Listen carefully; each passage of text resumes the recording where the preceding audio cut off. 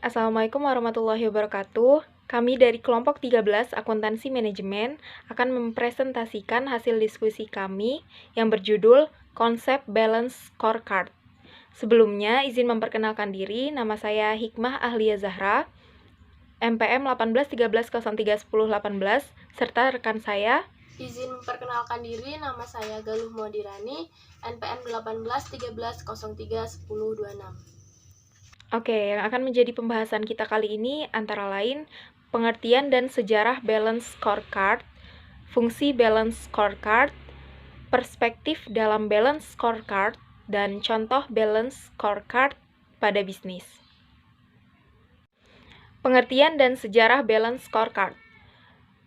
Balance scorecard dibuat oleh Robert Kaplan dan David Norton dalam artikel terkenal mereka di Harvard Business Review pada tahun 1992 dengan judul The Balance Scorecard: Measures that Drive Performance. Nah, pada saat itu ada persepsi bahwa metode benchmarking itu sudah usang dan tidak memadai. Nah, pada saat akhir studi profesor, mereka membutuhkan metode pengukuran kinerja yang lebih tepat. Pada akhirnya, mereka mengembangkan sistem pendukung yang efisien untuk pengambilan keputusan, untuk membantu mereka dalam manajemen strategis. Salah satu poin kunci dari balance scorecard adalah memperluas evaluasi kinerja prospek yang selama ini selalu sangat terfokus pada aspek keuangan. Profesor Robert Kaplan dan David Norton berpendapat bahwa komunikasi balance scorecard terjadi melalui struktur logis. Nah, berdasarkan pengelolaan tujuan yang telah ditetapkan, itu memungkinkan manajer untuk merelokasi sumber daya fisik, keuangan, dan manusia untuk mencapai tujuan strategis. Nah, lebih dari sekedar alat pengukur kinerja, balance scorecard adalah penerjemah strategi dan komunikator kinerja. Nah, sistem proses manajemen bisnis yang baik itu akan selalu menjadi hal yang dapat diandalkan dalam pemantauan, pengelolaan, dan pendampingan dalam pengambilan keputusan di perusahaan. Selanjutnya yaitu fungsi balance scorecard. Yang pertama yaitu memberi struktur pada strategi. Tidak seperti manajemen keuangan atau SDM, organisasi itu sering berbicara tentang kinerja dan strategi organisasi dalam berbagai cara yang berbeda dan unik. Nah, dengan demikian, ada banyak pendekatan berbeda untuk manajemen strategis. Balance scorecard adalah cara yang logis dan terstruktur untuk membantu para pemimpin organisasi memastikan bahwa semua area organisasi itu dicakup dan mudah dipahami. Yang kedua yaitu mempermudah komunikasi strategi dalam bisnis. Nah, rencana bisnis dirancang untuk menyampaikan rencana strategis dengan jelas. Nah, ini adalah alat bantu visual yang baik dan sederhana yang digunakan untuk menyelaraskan setiap departemen atau divisi dengan tujuan untuk mencapai tujuan bisnis tingkat yang tinggi. Kemudian yang ketiga itu menyelaraskan departemen dan divisi. Nah, jika diterapkan dengan benar, semua divisi dan departemen itu harus selaras dengan strategi yang sama, dan balance scorecard ini memfasilitasi proses itu. Kemudian yang keempat yaitu membantu karyawan melihat bagaimana tujuan individual terkait dengan strategi organisasi. Nah, menggunakan kerangka kerja organisasi ini berfokus pada strategi. Balance scorecard memungkinkan individu untuk menyelaraskan tujuan mereka di seluruh organisasi. Kemudian yang kelima, membuat strategi terus pada tracknya. Nah, banyak organisasi itu membangun rencana strategis dan meletakkannya di rak sehingga tidak ditinjau ulang gitu. Nah, pembuatan kerangka kerja balance scorecard ini didasarkan pada peninjauan strategi yang teratur. Kemudian dapat dilakukan secara terus-menerus sesuai dengan tracknya, seperti itu. Kemudian akan dijelaskan oleh Galuh. Oke, kita lanjutkan ke materi yang selanjutnya mengenai perspektif dalam balance scorecard. Nah, perspektif dalam balance scorecard ini ada dua. Yang pertama yaitu perspektif keuangan, kemudian ada perspektif pelanggan, kemudian yang ketiga ada perspektif proses internal, dan yang terakhir ada perspektif pembelajaran dan pertumbuhan. Nah, dari keempat perspektif ini memiliki pengertian dan tugasnya masing-masing, di mana yang pertama yaitu perspektif keuangan. Nah, di perspektif keuangan ini, sebagian besar bisnis keuntungan menjadi tujuan teratas. Jadi kayak dalam perspektif keuangan ini tuh kebanyakan dari suatu organisasi bisnis ini akan lebih dominan pada keuntungan gitu. Nah, perspektif paling atas adalah tentang tujuan keuangan dan meraih keuntungan secara berkelanjutan. Nah, pada dasarnya tujuan utama apapun yang terkait dengan kesehatan dan kinerja perusahaan atau keuangan itu dapat dimasukkan dalam perspektif ini gitu.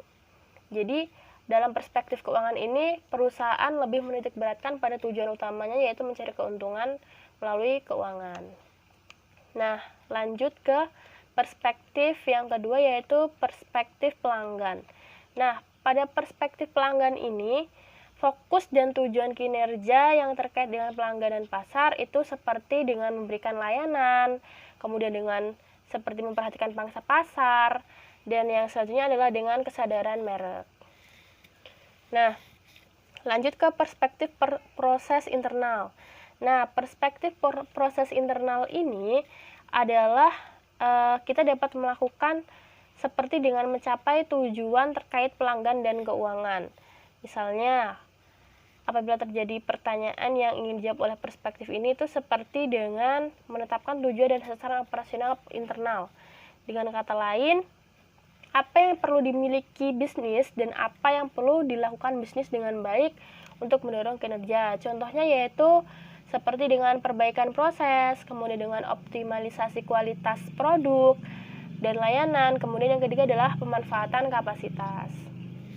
Nah, lanjut ke perspektif yang selanjutnya yaitu perspektif pembelajaran dan pertumbuhan. Nah, pada perspektif pembelajaran dan pertumbuhan ini berkaitan dengan sisi proses konkret dari berbagai hal.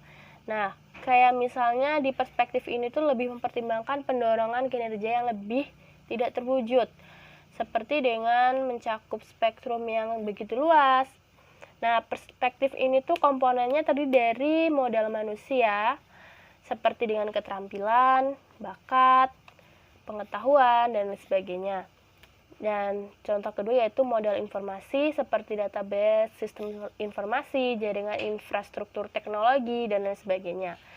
Dan yang ketiga adalah modal organisasi. Jadi seperti modal organisasi itu berupa budaya, kepemimpinan, seperti dengan kultur dari perusahaan tersebut. Oke, yang selanjutnya adalah contoh dari balance scorecard. Nah, yang pertama dalam penyusunan balance scorecard ini terdiri dari 5 langkah. Yang pertama, tetapkan visi masa depan yang jelas. Nah, jadi sebelum masuk ke langkah yang selanjutnya, langkah yang awal adalah dengan menetapkan visi dari suatu perusahaan tersebut. Kemudian yaitu tentukan tujuan strategis. Tujuan strategis seperti apa yang akan diterapkan nantinya guna untuk meningkatkan kualitas dari perusahaan. Yang ketiga yaitu tentukan faktor penentu keberhasilan. Yang keempat yaitu pilih indikator untuk mengukur dan menetapkan atau memantau kinerja. Yang kelima adalah tetapkan tujuan, rencana tindakan, dan inisiatif. Nah, dari kelima langkah itu, masing-masing dari empat perspektif tadi itu saling berkaitan gitu, di mana beberapa aspek tentang bagaimana menetapkan tujuan dan memilih indikator itu berkaitan dengan perspektif-perspektif yang sebelumnya. Nah, contoh dari peta strategis yang dihasilkan selama pengembangan proyek balance scorecard itu yang merangkum semua pekerjaan dari organisasi, termasuk tujuan, target, indikator, dan juga tindakan dan inisiatif yang harus dilakukan dan diimplementasikan. Nah, contoh dari tabel balance scorecard itu seperti halnya di samping ini ya. Ditunjukkan bahwasanya di sini ada tabel balance scorecard di toko kopi sederhana. Nah, di sini ditunjukkan ada perspektif keuangan, kemudian perspektif pelanggan, ada perspektif proses internal, dan perspektif pembelajaran dan pertumbuhan. Dilihat dari objektivitasnya, kemudian tujuan, indikator, dan inisiatif. Oke, terima kasih. Mungkin itu saja yang dapat kami sampaikan. Saya akhiri. Wassalamualaikum warahmatullahi wabarakatuh.